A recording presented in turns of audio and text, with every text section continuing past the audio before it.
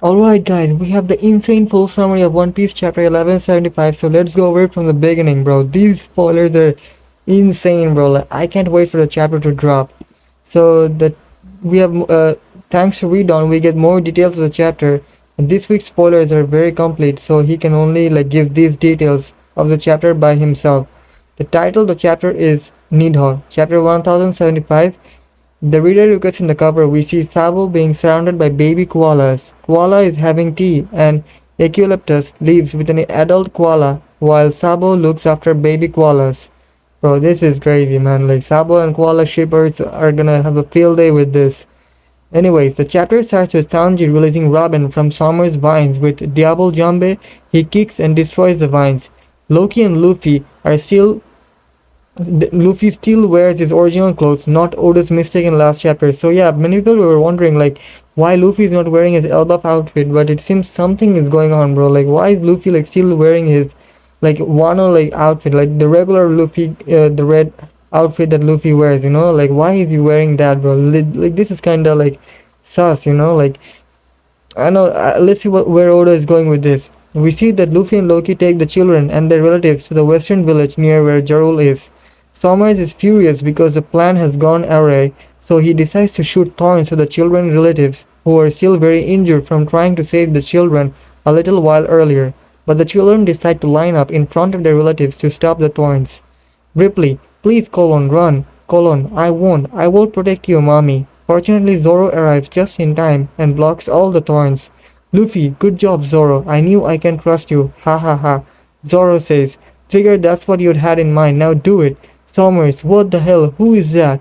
Luffy says, he's from my crew. His name is Zoro. Don't you forget that. Bro, insane Luffy and Zoro moment, bro. Vice Captain and the Captain energy, bro. You can just feel their bond, bro. This is crazy, man. Luffy then grabs with his left hand a lightning bolt from a cloud and uses his right hand as a telescopic sight to keep his eyes on Sommers. Then Luffy attacks Sommers with a new technique. Luffy, Gomu Gomu no Don Thorn Rifle. In Japanese kanjis mean, bro, this is crazy. White thunder rotating bullet. In an epic double page, Luffy's giant punch hits Sommers' entire body and electrocutes him at the same time. The attack is so powerful that Sommers' body breaks into pieces. We see how Sommers even loses his teeth as his face splits into several parts, bro. This is one of the most devastating attacks we've ever seen from Luffy, bro. Sommers might be cooked, bro. It might be rest in peace for him, bro. Oh my goodness, man. Luffy might be the second character after Loki to take out a Holy Knight, this is unreal, bro. Bro, Luffy upscale is insane in this chapter, bro. Sommers, he had it coming, bro. You're not gonna lie, bro. He was doing way goddamn too much, and now he finally got what he deserved. But Sommers suffers does not end there. In another amazing double page, Loki stomped on Sommers, bro. Loki is now even piling up on the pressure on Sommers, bro. This chapter is everyone having their go at Sommers in some way or form, bro. This is insane. We have Sanji, Zoro cutting the vines and thorn and saving children and Robin, vice versa. We have Luffy using his giant electric thunder gear 5 punch, and now we have Loki even stomping with his gigantic humongous dragon body, bro. Oh my god, man. Sommers, you got to feel for him, man. This is insane. Then in a little flashback, Jarul remembers what happened when Loki left the Horus castle after he killed Harold. Jarul explains what's the fruit Loki ate to Gaban and Shanks. Jarul says, Loki ate the Ryuryonomi dragon fruit mythical type model Nidhogg.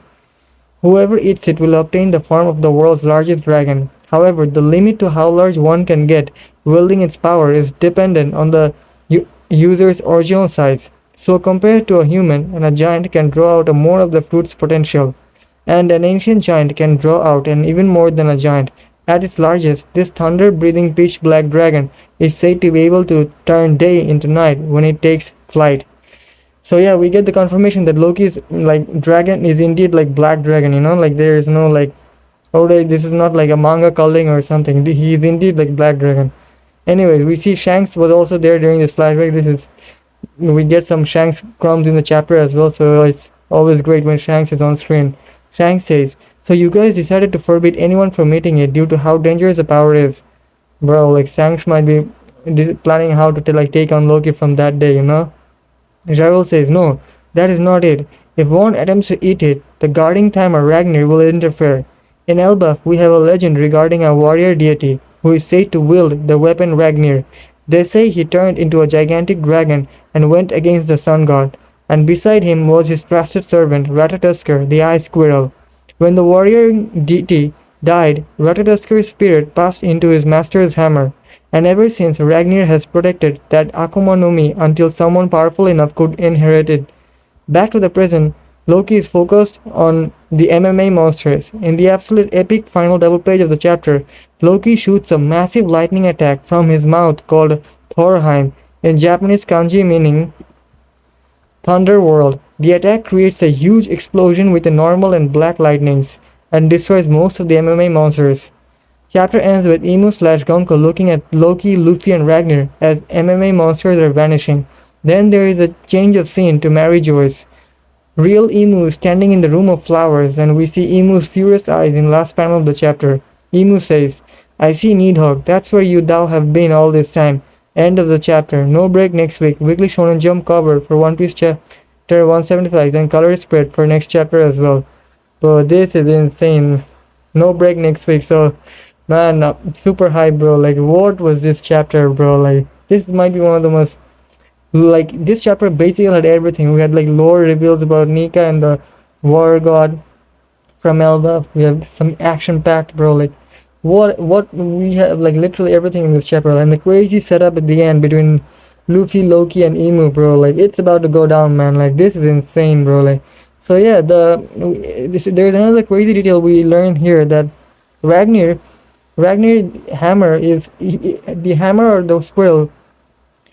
It didn't eat a devil fruit, you know, the hammer. It's more like during the first world, the god of war had a 𝗙𝗏𝗘𝗖𝗘 by his side, an ice squirrel, and when the ice squirrel died, the soul of the ice squirrel like went into the hammer, and that's how like they combined. It's like the Ragnar like totally skipped the devil fruit like step, you know, like it just, the soul shifted onto the hammer, and that's how like Ragnar now is a hammer and a squirrel. It's like the dual combination now.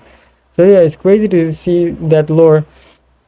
And bro, like Sanji finally getting into action, bro. Like, I'm super pumped to see the panels. Like, we're gonna get the raw panels in like 4 or 5 hours, so I'm very hyped to like see those raw images. And bro, like, there's so much to talk about in this chapter. I don't know where to start, honestly, bro. Like, yeah. And Luffy's new attack, bro. Like, Luffy is now, bro, what can he not do, bro?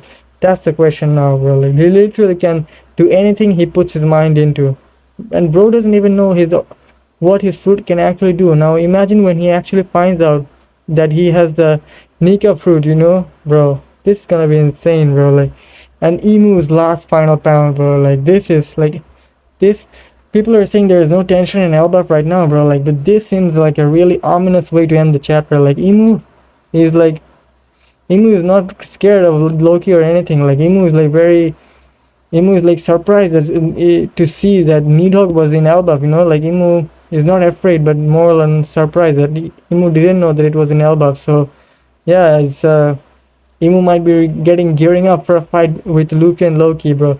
And this is a huge moment in the One Piece story, bro. Like, this is like the potential final villain of the story is meeting the MC for the first time, bro. Like, you know, it's about to go crazy from next chapter. And bro, Luffy and Emu's first meet is here, bro. Like, Emu sees Luffy in this chapter, bro. Like, imagine, bro. I can't wait for the next chapter when Emu meets Luffy, and like Emu refers to Luffy as Joy Boy or whatever. It's gonna be hype, bro. I'm super pumped for the interaction between Luffy and Emu, bro. I'm pretty sure we're gonna get some crazy Void Century and Joy Boy lore from Luffy and Emu interaction. So watch out for it, bro. Like, I'm super pumped, bro. Thankfully there is no break next week, and we can go right back into it, bro. I'm super hyped, bro. Like, I want to talk so much about this chapter. And we also have more details about the Nika, bro.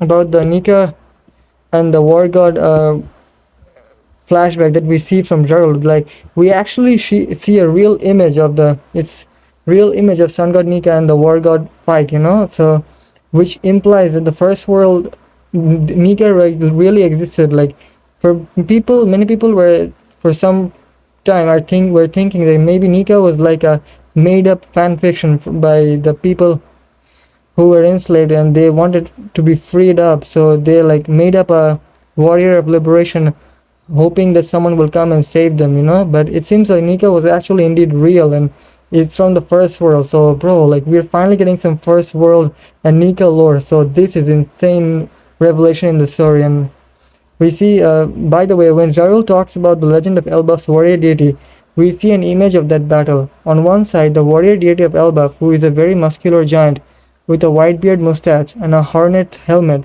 is holding the hammer Ragnar in his hands, and next to him is Ratatoskr, the ice squirrel, who looks slightly different from the present-day Ragnar squirrel, since Ratatoskr has pointy ears and the markings on its fur are a bit different. Then we see the sun god, who looks very similar to the image of what we saw when Jarul mentioned him in Elbaf with the sword, shield, loincloth, and hair like Luffy's Gear 5. But this image shown in the chapter doesn't look like an illustration taken from a book or something like that. It looks like a real scene of two of them fighting, and the sun god could easily pass for Luffy. They look almost identical, and we have an image of how the sun god looks in this chapter. It's basically the same one we saw in the earlier flashback in Elbaf. So, bro, like, this is hype, bro. Like, so this sun god and the war god, they're different people, you know. Like, maybe some people probably thought that maybe the war god was actually the Nika from Elbaf, but yeah, both of them are actually from Elbaf, mind you, bro. Like, sun god Nika is also from Elbaf, and the war god was also from Elbaf, and they fought during the first world. And now we need to see like why they fought, and I'm curious. We get this reveal, but we have more questions than answers, you know. Like what happened between them, and what's the connection between these two, you know. And bro, like there is so much going on in here, and yeah, this could be foreshadowing that Luffy and Loki are about to fight in Elbaf, bro. Like whether like 𝗎𝗎𝗓𝗏 versus Loki, or this getting to some sort of like disagreements, but this is like for sure a foreshadowing for that. That Luffy and Loki are about to throw hands with each other in Elbaf, like for sure. Like this is, bro, like this is insane, man. Like I'm surprised that I think we don't see Killingham in this chapter, bro. Like, and what happened to Brook, bro? Like, did Brook get off screen by Emu? What happened with Brook, man? I'm just curious about Brook.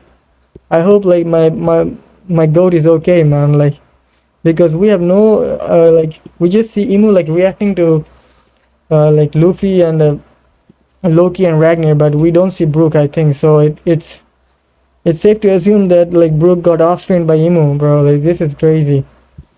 And bro, like that's it gonna be for the chapter, and the raws are gonna drop soon. So I'll bring you the chapter summary tomorrow, the full chapter review tomorrow, and super pumped for the next chapter as well. So anyway guys, thank you for watching the videos, and I'll see you in the next one. Peace out.